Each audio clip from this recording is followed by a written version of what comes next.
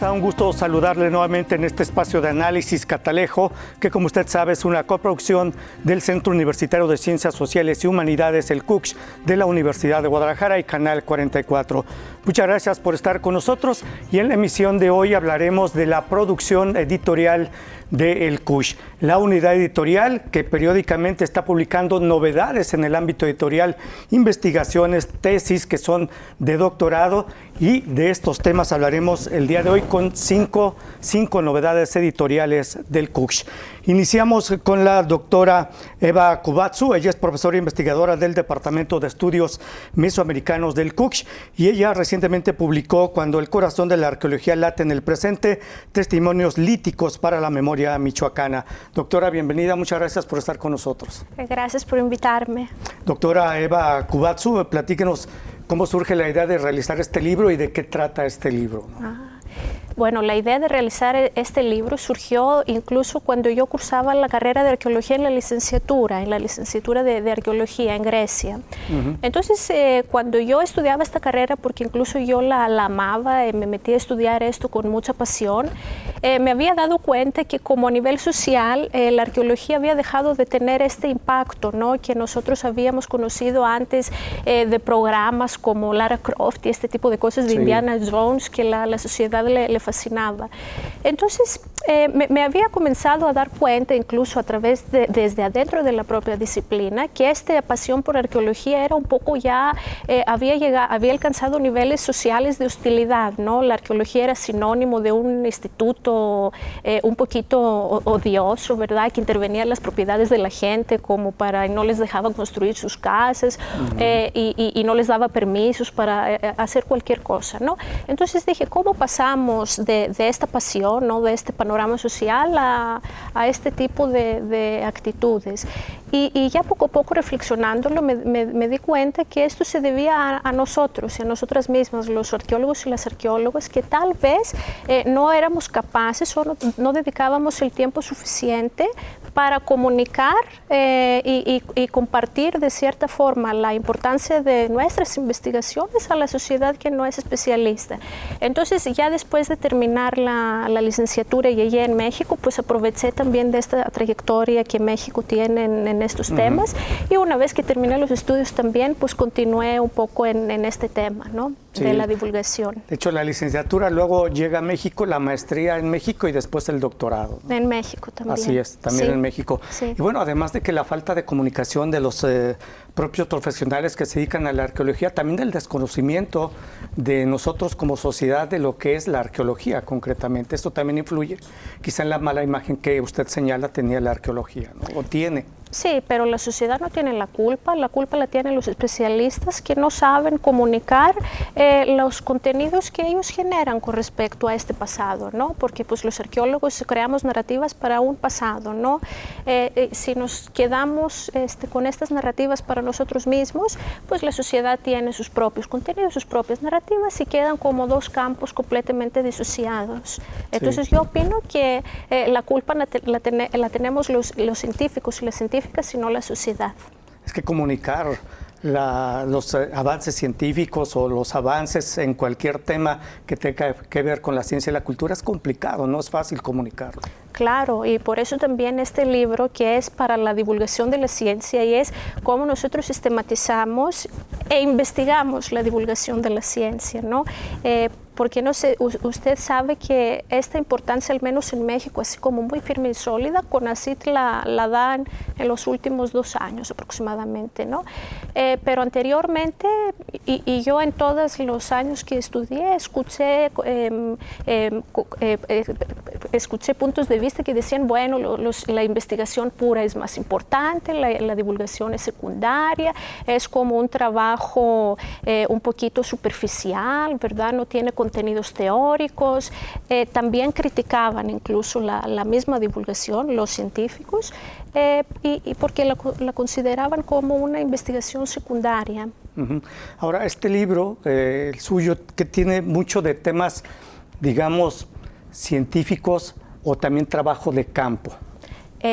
trabajo de campo no tiene, el tema científico muy fuerte es el estudio de la obsidiana, por eso se titula Testimonios líticos. Yo soy arqueóloga, me especializo en el estudio de la obsidiana, que la obsidiana es, bueno, una piedra volcánica, ¿no? Así negra, brillante, que nos puede dar mucha información, ¿no? Entonces, yo me especialicé en dos yacimientos, bueno, estudié dos yacimientos de obsidiana del actual estado de Michoacán, cuya importancia prehispánica para cuestiones del intercambio, de la tecnología, incluso del propio simbolismo, ¿no? de los tarascos era muy importante. De hecho, de estos pequeños yacimientos, la obsidiana llegó a viajar hasta Belice, ¿no? Guatemala, ¿no? Hasta Chichén Itzá. En el Preclásico teníamos una cantidad considerable de este material. Y entonces, una parte muy fuerte de mi libro es esta recopilación también de información arqueológica, pero yo no quise quedarme aquí. Como para las sociedades contemporáneas, las poblaciones que están en la actualidad alrededor de estos yacimientos, ellas no conocen el valor histórico de este testimonio arqueológico, de este material lítico, y más bien le asignan otro tipo de contenidos valorativos. Yo, después de recopilar esta información arqueológica, me especialicé y propuse una metodología sistematizada de cómo comunicar ahora esta información a los que no son especialistas. Sí, o sea que lo podemos leer, cualquier persona lo podemos leer y entenderlo perfectamente de su trabajo. Sí, bueno, mi trabajo, cualquier persona que se interesa de cómo comunicar contenidos técnicos a personas que no son técnicas, entonces pueden ser científicos, no solamente arqueólogos, pueden ser de otro tipo de ciencias sociales, humanidades, incluso duras, ¿no? Pueden ser educadores, pueden ser guías de turistas, pueden ser otros perfiles que les interesa el cómo comunicamos información compleja desde el punto de vista de la especialización a personas que no tienen las herramientas técnicas y específicas para comprenderla, cómo se las comunicamos. Prácticamente. Doctora, si yo le preguntara, de hecho le voy a preguntar, ¿por qué tengo que leer su libro? ¿Por qué tendría que leerlo? ¿Y por qué tendría que leer su libro cualquier persona interesada en la arqueología? En la arqueología, ahora está tocando un punto tan importante. No, bueno, en su libro concretamente, interesada en su libro, ¿por qué tendría que leerlo? Porque me puede encontrar unas respuestas y un manual casi que lo puede transmitir a su propio caso de estudio, a sus propios temas de investigación, siempre y cuando tiene el interés, que yo creo que debemos de tener este interés, no como personas, sino como campos científicos, ¿no? De comunicar y de encontrar una forma de cómo hacer relevante lo que cada uno de nosotros hacemos, y para nosotros es muy relevante, ¿verdad? Pero no significa que lo es para todo el mundo. Claro. Entonces, una vez que alguien tenga esta preocupación y quiere comunicar estos contenidos y hacerlos significativos y relevantes para personas que no son especialistas, pueden leer mi libro como una especie de un manual, ¿no? Que le puede ayudar a resolver preguntas similares y tener como unas ideas también, cómo hacerlo. Conocer más sobre la obsidiana, ¿no? También puede conocer más sobre la obsidiana, ¿no? Es una recopilación de los trabajos que se han realizado hasta la fecha, ¿no? En la obsidiana, no solamente en el actual estado de Michoacán, sino en toda Mesoamérica, pero no lo lleva solamente ahí, ¿verdad? Como claro. Le dije. Ahora, rápidamente la última pregunta. Normalmente vemos la obsidiana que tiene, usted ya señala, un valor científico muy importante, la obsidiana, en temas de información y lo que puede obtener ustedes como estudiosos de la obsidiana. Y nosotros, cuando viajamos a otro lado, la vemos como una herramienta que utilizan los artesanos precisamente para realizar piezas artesanales, ¿no? Pero tiene mucho más valor que eso, podríamos decir, la obsidiana. Claro, y sabe que, bueno, tanto la obsidiana como cualquier cosa, ¿verdad?, no tiene valor en sí. Entonces, somos las personas que asignamos valor a los objetos, ¿no? Los arqueólogos y las arqueólogas le podemos asignar a la obsidiana valor histórico. Otro tipo de comunidades, por ejemplo, como las que señala, lo ven como un recurso económico, ¿verdad? Claro. O incluso estético. Otro tipo de personas, simbólico, hasta realizan en Ucareo y Sinapecuaro y en otras partes también rituales, ¿verdad? Con limpias y este tipo de cosas. Entonces, pues hay muchos valores que pueden relacionarse con este mismo objeto. Por eso yo insisto que si nosotros damos importancia a la memoria, tenemos que compartir los contenidos históricos con respecto a nuestro material de estudio. Muy bien, pues muchas gracias, doctora Eva Kubatsu, profesora investigadora del Departamento de Estudios Mesoamericanos del CUCSH, y el libro, precisamente Cuando el corazón de la arqueología late en el presente, testimonios líticos para la memoria michoacana, se puede consultar y descargar en forma gratuita en la página del CUCSH. Muchas gracias, doctora. A usted. Te agradezco. Vamos a hacer una pausa, regresamos. Esto es Catalejo.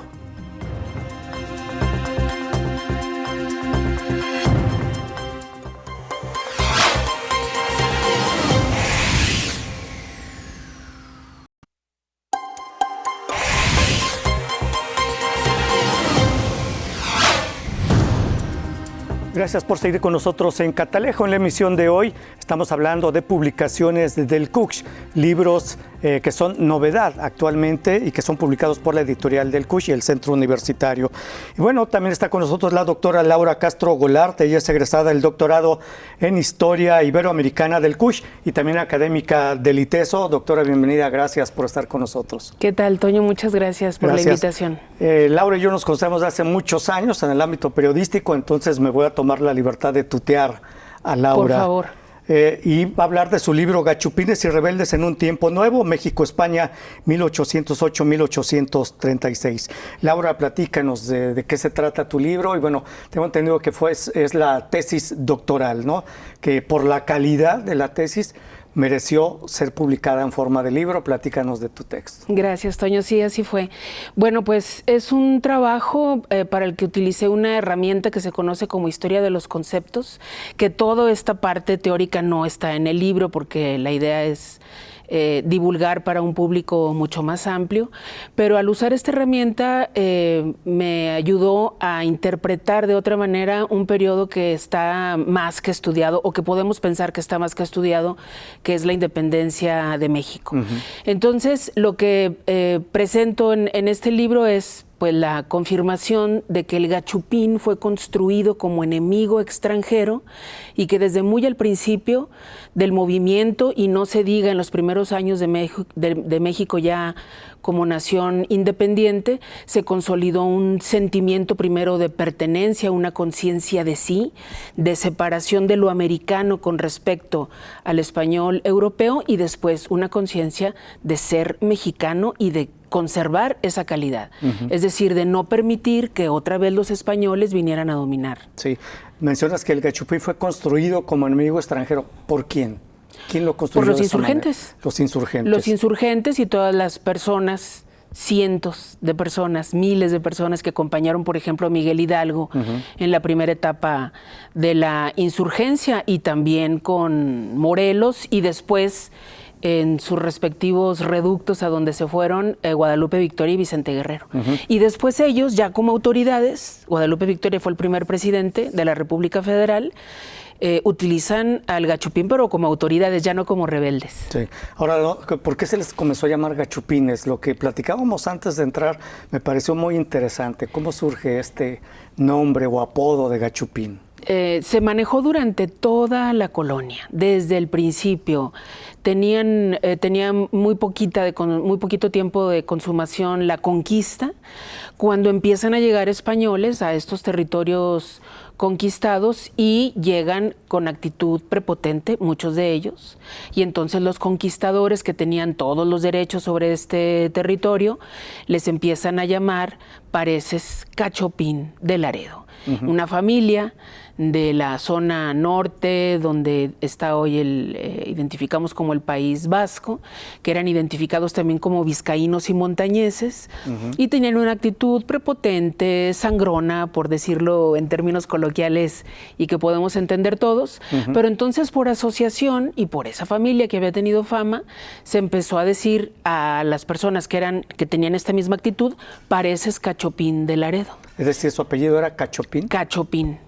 Y este Cachopín se fue transformando a lo largo de la colonia, y lo usa como gachupín tal cual Sor Juana Inés de la Cruz. Hay otras hipótesis sobre el origen y desarrollo del término. Esta básicamente fue presentada por Antonio Alatorre y yo estoy de acuerdo con él, porque además fui encontrando otros elementos para confirmarlo. Sí, y además durante 300 años se fue consolidando esta designación, mencionabas, ¿no? Sí, y fue una relación que pues adquirió visos de normalidad a lo largo de tanto tiempo.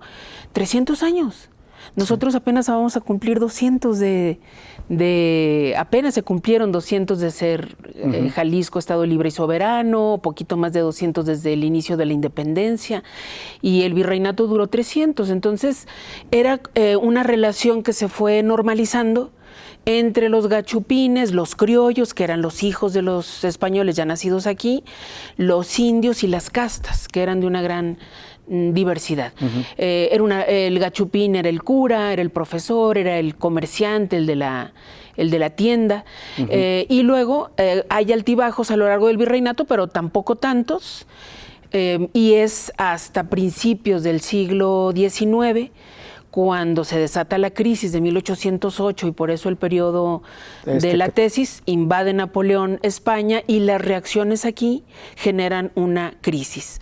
Aquel golpe de Estado al virrey Iturrigaray y el encierro de Francisco Primo de Verdad y Ramos y de Fray Melchor de Talamantes, ¿no? Que mueren en circunstancias extrañas, ambos en distintas prisiones, pero que estaban hablando de que si Fernando VII estaba prisionero por Napoleón, ¿quién entonces tenía la soberanía?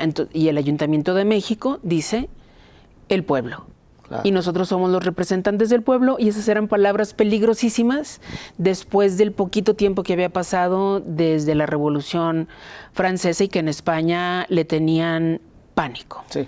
Ahora, ¿cuánto tiempo te llevó realizar la tesis y luego este libro, Laura? Porque mencionabas, es que parece que ya no nada se puede investigar del periodo de la independencia de México, pero supongo que todavía hay recovecos de donde se puede indagar datos nuevos acerca de la independencia de México. Sí, por supuesto. Y si usas herramientas como la historia de los conceptos, los mismos documentos los analizas a la luz de otras metodologías, ¿no? Y eso es muy, muy interesante. Fueron 4 años de doctorado, pero realmente la inspiración para hacer este trabajo y para proponer esta investigación viene desde la maestría. Entonces te podría decir que 6 años, porque además lo hice todo de corridito. No, 6 años, bastante trabajo.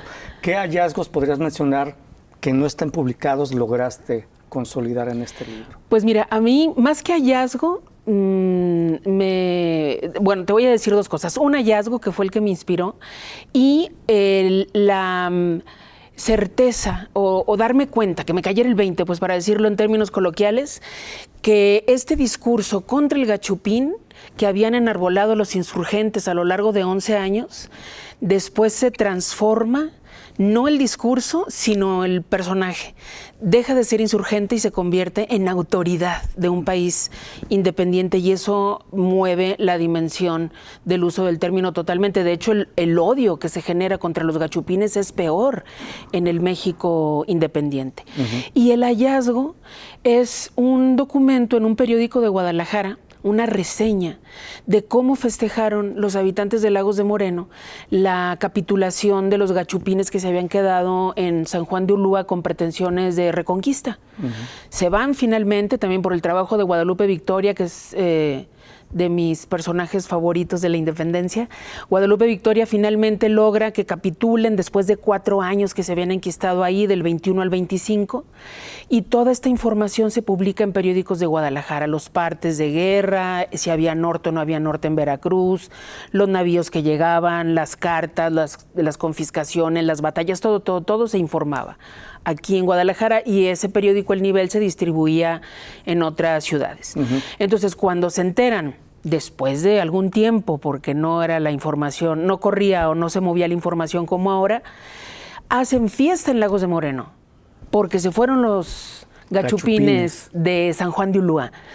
Regalan corridas de toros, tocan las campanas de la iglesia, hay baile también en Guadalajara, y es una gran fiesta. Ese dato para mí fue fundamental, porque también se decía que era un territorio muy grande y que lo que pasaba en un lugar no importaba en otro, pero no es así.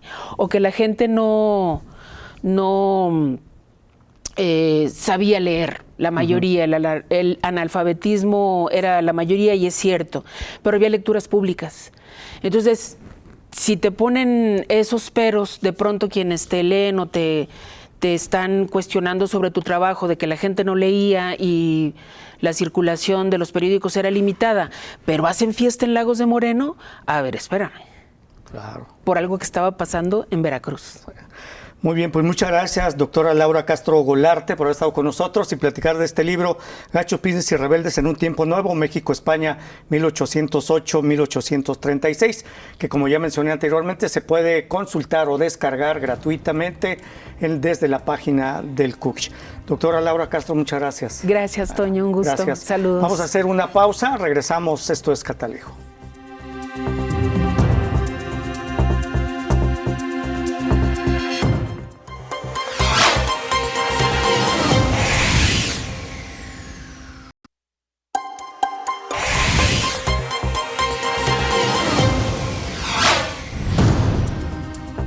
Gracias por seguir con nosotros en Catalejo, coproducción de Canal 44 y el CUCH. Está con nosotros el doctor Alejandro Quesada Figueroa, él es profesor del Departamento de Historia del CUCH. Doctor, bienvenido, gracias por estar con nosotros. Muchas gracias, Toño. En esta emisión especial sobre publicaciones, libros, novedades editoriales del CUCH. Y el doctor Alejandro Quesada tiene un libro que se llama El Aguijón de la Muerte, análisis demográfico y cultural de las epidemias de viruela y matlazáhuatl en el Obispado de Guadalajara, 1734-1738, que al igual que el libro de Laura Castro, este también es tesis doctoral que por su calidad mereció ser publicado como libro. Doctor Alejandro Quesada, platícanos de este libro, cuánto te tardaste en realizarlo, proceso de investigación y de qué trata concretamente. Muy bien, Toño, pues antes que nada muchas gracias por la invitación y de nuevo pues estar aquí, es un gusto. Y pues el motivo, ¿no? Es la presentación de este libro. Bueno, es una investigación que duró los 4 años de doctorado. Y aparte, pues la transformación del libro como un año o 2 años, entonces ahí están 6 años invertidos. 6 años de trabajo y esfuerzo, ¿no? Así es, entonces es una obra que está versando acerca de 2 epidemias que azotaron a lo que fue el Obispado de Guadalajara en el periodo de 1734 a 1738. En un primer momento mi motivación era estudiar exclusivamente la epidemia de matlazáhuatl, porque yo tenía esa duda de, historiográficamente se habla mucho acerca del matlazáhuatl en el centro del país, ¿no? Que afectó mucho. Tenemos pruebas de que el matlazáhuatl fue muy duro en Puebla, en la Ciudad de México. Hay obras como la de América Molina del Villar, la de Miguel Ángel Cuenya, que hablan de que pues prácticamente la población se terminó 3/4 partes de la población novohispana, ¿no? En esa zona. Entonces yo siempre tuve la curiosidad de, bueno, ¿qué sucedió aquí en Guadalajara, en la Nueva Galicia, en el Obispado de Guadalajara, con respecto a esta enfermedad? ¿Sí? ¿Por qué? Porque había leído mucha historiografía que versaba acerca de que pues había afectado, pero como que no al 100%, ¿no? Entonces, o que a veces incluso se podría decir que aquí el matlazáhuatl no representó ningún tipo de problema. El hecho es que pues esta curiosidad me llevó justamente a investigar y darme cuenta de que sí golpeó muy fuerte a la población rural, o sea, a todo este entorno rural que rodea la ciudad de Guadalajara y no tanto a la ciudad, ¿no?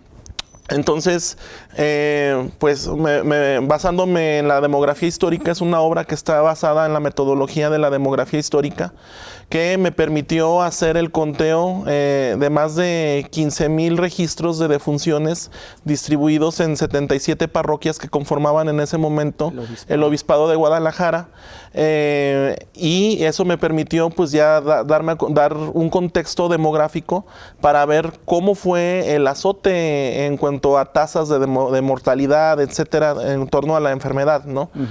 Y esta situación pues también me llevó a aplicar la cuestión de los índices demográficos.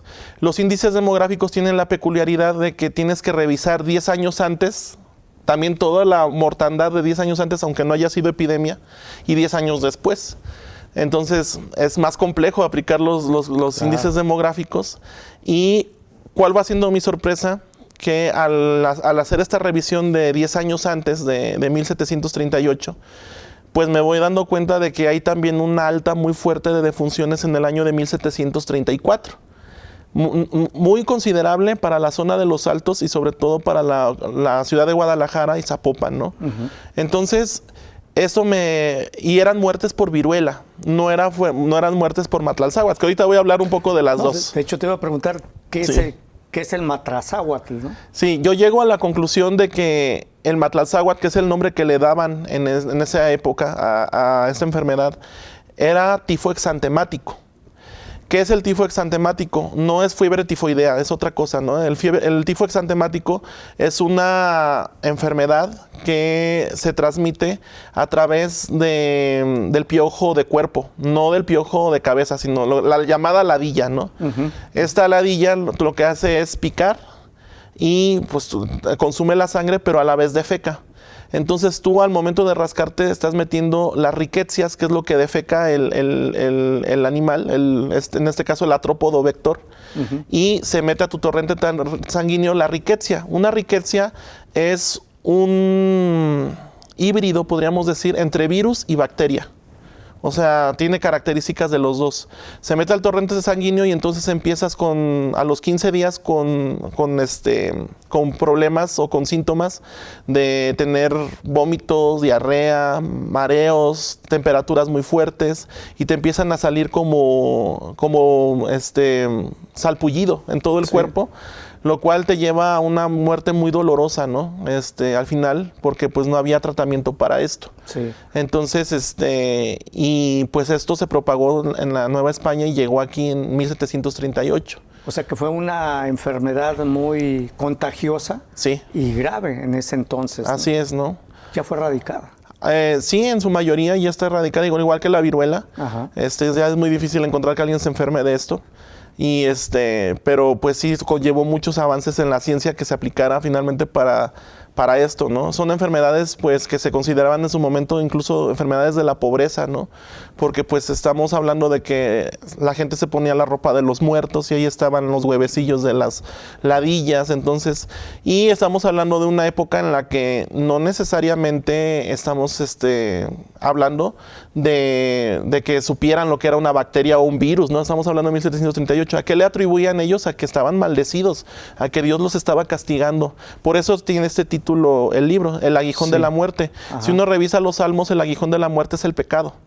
Entonces, ¿qué relación tiene el pecado con una enfermedad, no? Pues que la gente atribuía que el pueblo había pecado para finalmente decir, bueno, es que como hemos pecado nos está castigando en el sentido de mandarnos una epidemia, ¿no? Y debemos de vivir este sufrimiento. Doctor, el Matlalzáhuatl, ¿podríamos equipararlo en ese entonces a lo que fue el COVID recientemente, más o menos? Yo creo que fue mucho más grave, fuerte. Más grave el Matlalzáhuatl. Sí, para hablar de que, por ejemplo, murieron 3/4 partes de la Ciudad de México. Y que esto conllevó finalmente a que se nombrara patrona de la Nueva España la Virgen de Guadalupe en estas plegarias que se hacían, ¿no? Yo creo que fue mucho más fuerte que el COVID, definitivamente. ¿Cómo se logró la erradicación de esta enfermedad, doctor, en ese entonces? No, pues era simplemente por cuestión de la propia enfermedad de su tiempo. Okay. Era su tiempo, la gente le atribuyó que era a las cuestiones divinas. Las cuestiones divinas en esta época son las que están más popularizadas, ¿no? Y se relaciona mucho con la otra epidemia que encontré de 1734, que era de viruela.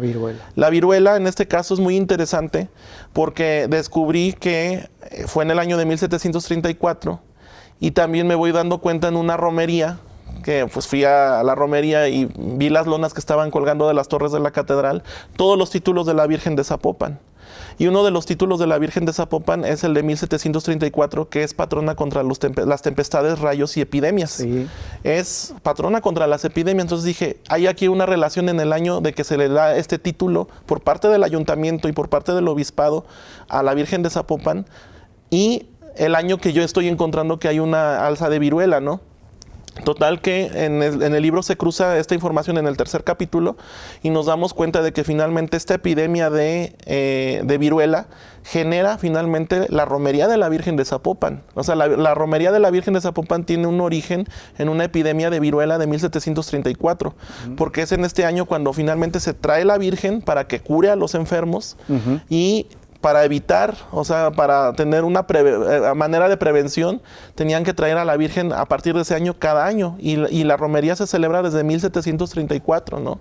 Con solamente 2 excepciones, que no se celebró en el año de la Cristiada y en el año del COVID. Así es. Pero de ahí en fuera es a partir de este año, ¿no? Entonces ahí podemos encontrar con este ejemplo de la Virgen de Zapopan o con el ejemplo de la Virgen de Guadalupe para la Ciudad de México, cómo la sociedad consideraba que las enfermedades eran una cuestión divina, que era una cuestión también a causa de los males que había causado la población, ¿no?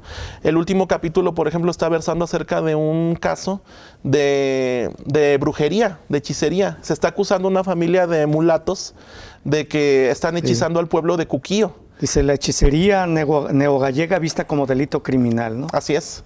Entonces, esta familia es acusada en Cuquío de estar embrujando a la gente porque ellos tienen prácticas con su religión más antillana, ¿no? Sí. O afroantillana. 30 segundos, doctor. Y entonces es por eso que se considera que la enfermedad es causada por entes metafísicos, podríamos decir, ¿no? Muy bien. Sí.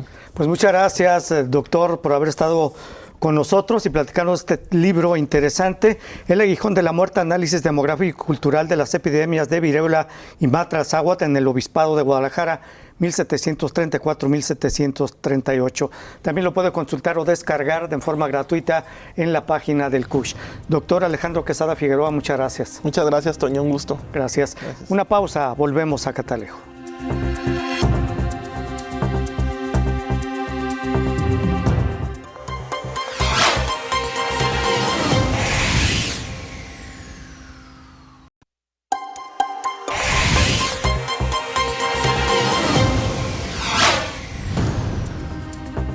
Continuamos en Catalejo, coproducción de Caran 44 y el CUSH. Y bueno, precisamente en la emisión de hoy estamos hablando sobre novedades editoriales del Centro Universitario de Ciencias Sociales y Humanidades, publicados por la unidad editorial del CUSH. Y está con nosotros la doctora Rocío del Pilar Moreno Badajoz. Ella es profesora investigadora del Departamento de Estudios en Educación del CUSH. Doctora, bienvenida. Gracias por estar con nosotros. Al contrario, muchas gracias por la invitación. Y bueno, nos va a platicar precisamente sobre su libro Territorios y Comunidades en Disputa, Alternativas Educativas y Pedagógicas. Doctora, platíquenos de su libro, de qué trata, cuánto tiempo se tardó en hacerlo y bueno, ¿cómo podemos entender este texto si nos ponemos a leerlo, ¿no? Bueno, el libro está coordinado junto con un colega mío que se llama Benjamín Maldonado, que trabaja en la FES Aragón. Y empezó justo en la pandemia. Yo creo que, bueno, lo que vivimos en la pandemia, ¿no? Este encierro en el que estuvimos todos metidos, pues era un pretexto para empezar a pensar cosas. Y una de las primeras cosas que yo creo que a mí se me vino en la pandemia es que había como una serie de iniciativas ciudadanas que ya se venían dando desde antes de la pandemia, pues que eran una respuesta al capitalismo y a la crisis civilizatoria que estamos, ¿no?, viviendo. Y entonces, pues la pandemia para nosotros fue un pretexto un poco para recopilar, ¿no?, todas esas alternativas e iniciativas ciudadanas que se hacen por la defensa del territorio, de la vida comunitaria, de lo comunitario, y que finalmente pues son procesos como de autogestión y de autonomía, ¿no?, a los que podemos voltear, mirar e inspirarnos para hacer un cambio profundo en nuestras formas de consumir, en nuestras formas de relacionarnos con los otros, en nuestras formas de relacionarnos con la naturaleza y en la defensa de los bienes comunes. Sí, ahora por eso el título Territorios y Comunidades en Disputa, y menciona precisamente que este surgió durante la pandemia, pero ¿es trabajo de recopilación de trabajos ya realizados anteriormente o trabajo de campo que realizaron? ¿Cómo se realizó el libro? La mayoría de las personas, el libro se compone de 12 capítulos y son 17 autores, y la mayoría de los autores somos personas que combinamos la investigación con la intervención y hacemos investigación colaborativa, algunos investigación militante, otros investigación comprometida, otros con... se retoma principalmente pueblos indígenas, afrodescendientes, algunas comunidades urbanas también, y pueblos nativoamericanos de los Estados Unidos y del Cauca de Colombia. Entonces, la mayoría... Hay desde investigadores que están consolidados hasta estudiantes que estaban estudiando, en ese momento estaban cursando sus estudios de doctorado, y personas comuneros o comuneras de pueblos indígenas y afromexicanos. Entonces lo que intentamos hacer fue pues una recopilación de gente que ya sabíamos, ¿no? Desde estos marcos de investigación colaborativa, estaban haciendo trabajo directamente con las comunidades, ¿no? Pues en una situación un poco de par, ¿no? O sea, un diálogo horizontal, ¿no? Con estos sujetos políticos organizados, y entonces fue pues empezar a buscar, ¿no? A estas personas, contactarnos con ellas. Algunos de ellos nos llevaron con otras personas más, y bueno, la mayoría pues también somos como investigadores consolidados y en formación, que ya nos hemos encontrado justamente en espacios alternativos, ¿no? Porque lo que buscamos es como empujar formas de educación y de pedagogías dentro de la educación formal e informal, ¿no? Que sean pues alternativas al capitalismo, alternativas pues a la defensa de la naturaleza y de los bienes comunes. Sí, ahora menciona ustedes dar a conocer lo que están realizando comunidades en defensa de su territorio. Digamos que también uno de los objetivos del texto es visibilizar este trabajo que están realizando estas comunidades en distintos entornos en defensa de sus territorios y de sus comunidades. Es básicamente la intención del libro. Sí, o sea, por supuesto que la primera parte sí es visibilizar eso, pero yo creo que también hay otra parte un poco como, pues que lo que yo digo es que cómo abrazar la esperanza también, ¿no? O sea, cómo inspirarnos para dentro de pues un contexto exacerbado de violencia que estamos viviendo en México, ¿no? O sea, ¿qué alternativas tenemos para defender nuestros cuerpos, para defender nuestros territorios, para defender la vida comunitaria, para volver a fortalecer el tejido social y comunitario, ¿no? Y también como para empezar a ver cómo la educación y la escuela y ciertas alternativas y proyectos que llevamos a cabo pueden hacer una producción de la seguridad, de una seguridad por nuestra vida y de una seguridad por seguir existiendo, ¿no? Y seguir viviendo. Entonces, pues, no solamente es visibilizar eso, ¿no? Sino también como mostrar un abanico que puede ser un punto de partida para encontrarnos con otros proyectos y otras personas que tengan las mismas inquietudes que tenemos Digamos nosotros. que pese al escenario catastrófico que nos mencionó ahorita, todavía hay esperanza, ¿no? Y como señaló usted, ¿cómo podemos abrazar esta esperanza? ¿Qué narraron precisamente los protagonistas de esta lucha en cada una de sus comunidades? ¿Cómo ellos están abrazando la esperanza? Le preguntaré. Pues esa es más o menos la intención un poco del libro, ¿no? O sea, volver a abrazar la esperanza. ¿Hay esperanza? Hay esperanza, sí, claro que sí, hay esperanza. Y yo creo que si unimos estos puntos de esperanza como constelaciones, ¿no? Que estrellas que se forman en el universo, pues podemos trazar un camino más seguro para todos. En estas comunidades que ustedes que trata el libro, precisamente la esperanza es el común, abrazar la esperanza y tener fe en un futuro mejor sería el común denominador de todas estas comunidades, pese a las vicisitudes que están viviendo en este mundo liberal, neoliberal y consumista totalmente. Pues no sé si, o sea, creo que más bien es como la idea de cómo podemos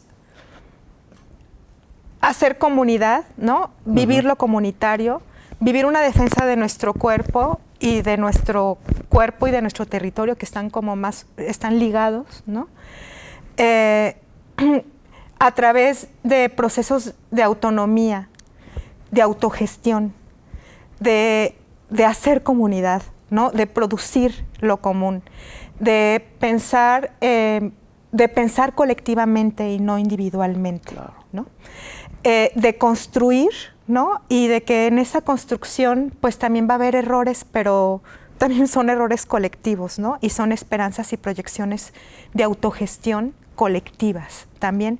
Y creo que hay otra parte que está muy transversalizado el libro, que no solamente es como la parte del territorio y de la comunidad, sino también la parte de la espiritualidad y la sacralidad o lo sagrado que existe en los territorios, lo sagrado que existe en nuestra familia, lo sagrado que existe en nuestro hogar, ¿no? Lo sagrado que existe en el mismo universo y todos los símbolos. Y en nuestro propio cuerpo. De nuestro propio cuerpo y del territorio también, o sea, como todas esas metonimias sagradas que existen y que tenemos que defender, ¿no? Y que tenemos que seguir, pues, luchando, ¿no?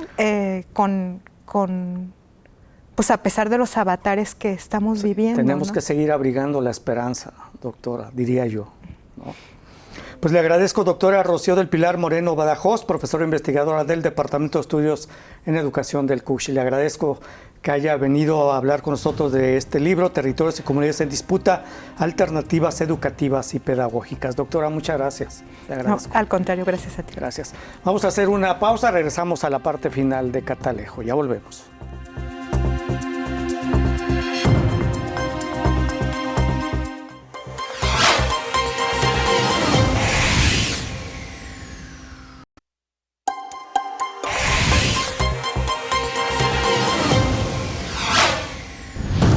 Continuamos en Catalejo, ya en la parte final de esta emisión especial sobre publicaciones del CUCH a través de la unidad editorial. Está con nosotros la doctora Dinora Hernández López, ella es profesora investigadora del Departamento de Filosofía del CUCH. Doctora, bienvenida, gracias por estar con nosotros. Y bueno, ella nos va a hablar de su libro Elementos de Filosofía Moral Negativa, Violencia, Vulnerabilidad y Diferencia. Doctora, adelante, ¿de qué trata este libro? Pues mire, es un libro, pues un libro de teoría crítica, es lo primero que hay que decir. O sea, yo elegí no poner en el título teoría crítica, no poner en el título a los autores, sino más bien un título que fuera un poquito más estimulante para el lector y que más bien trabajáramos a través de los conceptos, la terminología que se trabaja a lo largo del desarrollo del planteamiento del texto. Entonces, por eso elijo este título, Elementos de Filosofía Moral Negativa. Esta es una propuesta básicamente de la teoría crítica de Theodor W. Adorno y de otro autor de la teoría crítica que se llama Max Horkheimer.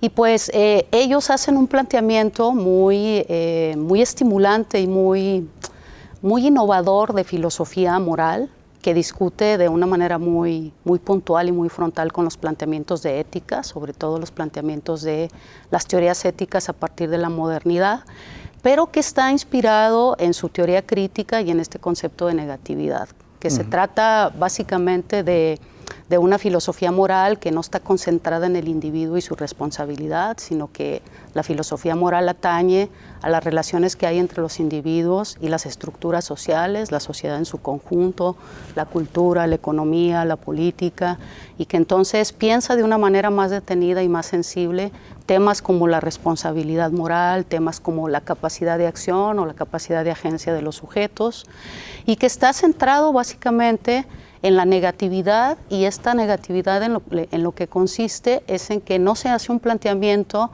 de un deber ser, sino más bien un planteamiento de aquello que no debe ser, a partir de las experiencias de sufrimiento, de violencia, de explotación que se han experimentado a lo largo de la historia en básicamente las sociedades occidentales. Entonces ese es el planteamiento como a muy grandes rasgos, y esta filosofía moral se despliega en otros temas que a mí me parecen muy importantes de la teoría crítica, que es el tema de la violencia, que es el tema de la barbarie contemporánea, de la explotación y centralmente de la violencia que se ejerce contra grupos o individuos minoritarios, que en el texto están considerados bajo los conceptos de grupos o individuos vulnerables y grupos e individuos diferentes a las identidades que se proponen como identidades predominantes en una sociedad determinada. Doctora, ¿podría darnos algunos ejemplos de elementos de filosofía moral negativa? ¿Cuáles serían esos? Sí, claro que sí. Sí, mire, este planteamiento surge de la teoría crítica de la primera escuela de Frankfurt, y ellos estuvieron muy preocupados por un evento que les toca experimentar como alemanes, como judíos en la primera mitad del siglo XX y como pensadores marxistas. Y fue el evento del fascismo alemán, y fue el evento de los campos de concentración y del exterminio contra los grupos minoritarios, primordialmente los judíos, pero no solamente los judíos. En los campos de exterminio había individuos discapacitados, había individuos de otras orientaciones sexuales, había individuos con creencias de izquierda, y es a eso básicamente a lo que ellos denominan violencia contra la diferencia, violencia contra los grupos minoritarios, los grupos debilitados en una sociedad determinada. Pero no solamente eso, o sea, esa preocupación se extiende en una serie de investigaciones que concretamente Theodor Adorno denominó en un texto muy importante suyo que se llama La personalidad autoritaria, una violencia contra la diferencia que se extiende hacia los grupos racializados, hacia las mujeres, hacia los homosexuales, y que él percibía como una tendencia muy característica de las sociedades de la primera mitad del siglo XX, y que, bueno, como bien sabemos, pues son fenómenos de barbarie, son fenómenos de violencia que se prolongan hasta nuestros días. Doctora, y que se prolongan hasta nuestros días, y le iba a preguntar, de hecho le voy a preguntar, el conflicto que vemos actualmente entre Hamas e Israel, ¿sería esto concretamente? Así es, efectivamente, ¿no? De hecho, yo, a la luz de lo que planteé en el texto, evidentemente, por obvias razones, ellos no pueden pensar en este momento histórico, pero a raíz de lo que se desprende de sus propios planteamientos y sus propias reflexiones, es decir, que la moral no es ética y que la moral, por lo tanto, está muy relacionada con las cuestiones políticas. Yo creo que si tuviéramos a Adorno en este momento presente y estuviera percibiendo lo que pasa en ese conflicto, pues entonces habría un análisis muy profundo y una crítica muy profunda a la manera como se están conduciendo las cuestiones con el Estado de Israel en este momento. Así es. Un tema que me llamó la atención, doctora, cuando menos en el título dice los límites de la acción moral en la sociedad del hechizo. ¿Cuál es la sociedad del hechizo? Sí, mire, lo que pasa es que la teoría crítica está profundamente influida por la crítica de la economía política de Marx, ¿no? Entonces Marx en sus textos desarrolló un concepto que está muy relacionado con este término de hechizo, que fue el concepto de fetichismo de la mercancía. El hechizo tiene que ver con las condiciones de las sociedades capitalistas que generan dinámicas estructurales, dinámicas sociales, culturales, económicas, políticas, que hacen que los individuos caigan en condiciones de enajenación, en condiciones donde no tienen una conciencia clara de lo que pasa realmente con los fenómenos sociales que impactan como fenómenos de violencia, como fenómenos de explotación. Y el hechizo es ese estado como de permanente no claridad completa de lo que está sucediendo, y que hace que ciertos sujetos o ciertos individuos sean presa fácil de ideologías autoritarias y de ideologías fascistas, que les hacen entonces desarrollar acciones o desarrollar discursos que son profundamente violentos contra esos grupos minoritarios y contra esos grupos que consideran anormales, no naturales, diferentes a lo que una sociedad establece como los parámetros de normalidad que prevalecen en determinado momento. Por lo que menciona, puedo pensar que entonces actualmente somos en general una sociedad hechizada, doctor? Sí, de acuerdo con los parámetros que establece la teoría crítica, sí, efectivamente. Y justamente es eso lo que le da actualidad al planteamiento. Sí. ¿No? Es decir, este es un libro que recorre una historia, un momento de la historia del pensamiento filosófico y del pensamiento social, que es la teoría crítica, y que recorre de los años 20 a los años 60, pero ciertamente los planteamientos que ellos están desarrollando ya a lo largo de todas esas décadas nos permiten pensar en que podemos legítimamente tomar algunos de esos planteamientos y tomar algunas de esas críticas para analizar y para pensar fenómenos del presente, o sea, como por ejemplo, o sea, lo que tiene que ver con la violencia misógina que se despliega contra las mujeres y que puede terminar en acontecimientos barbáricos como esas altas tasas de feminicidio que prevalecen en países como México. Muy bien.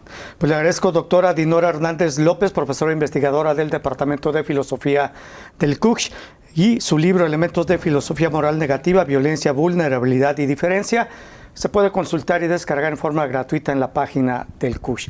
Doctora, le agradezco y vamos a leer su texto con mucha atención. Gracias. Muchísimas gracias por la invitación. Gracias. Llegamos al final de Catalejo. Muchas gracias. Nos vemos en la emisión de la siguiente semana. Hasta luego.